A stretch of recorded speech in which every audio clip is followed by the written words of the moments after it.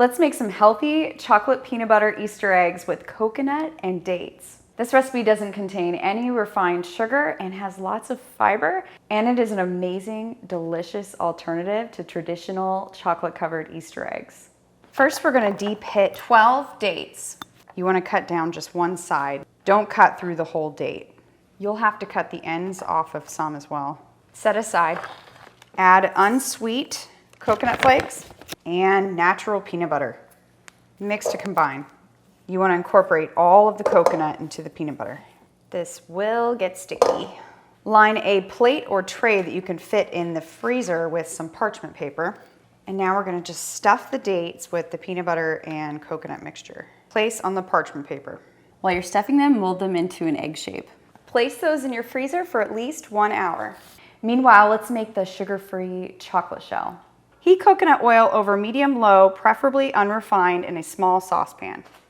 Once that is warm and melted, turn it down to low, and we're gonna add a little bit of Monk Fruit Sweetener. It's gonna be that Monk Fruit Sweetener mixed with the erythritol. And now whisk that until the monk fruit has dissolved. If you're having trouble dissolving the monk fruit, you might need to turn the heat up so the oil gets a little hotter. Once the monk fruit has dissolved, add in your cacao powder and whisk until smooth. At this point, you want to turn off your stove. Pour the chocolate sauce into a bowl. Let it cool slightly just until you can touch it without burning yourself.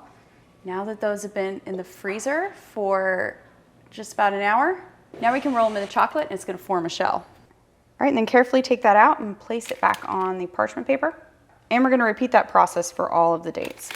All right, and those will harden after a couple minutes, or you can stick them in the refrigerator. All right, now and if you'd like, you can freeze these again and do another layer of chocolate. What this will do is make the chocolate thicker, and it'll help hide a little bit of the coconut bumps that show through there. All right, now let's make the sugar-free monk fruit frosting. Add a half a cup of powdered monk fruit sweetener to a large bowl. Add vanilla. Add just a tiny bit of beet powder. This is gonna give it a pink color from a natural source. Don't worry, you won't taste the beets. Add unsweetened cream of coconut and beets. All right, use a rubber spatula that's hiking up the sides. Once everything is incorporated and the frosting is smooth, carefully spoon it into a pastry piping bag, or in my case, I don't have any more fine tips for my piping bag, so I'm gonna put it in a small sandwich Ziploc and just cut a tiny hole at the end. And try to get it as far down into that corner as possible.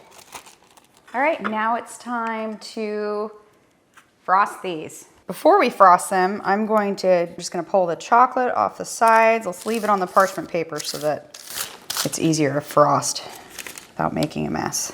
And as you can see, a few are missing because my kids really wanted to try them out.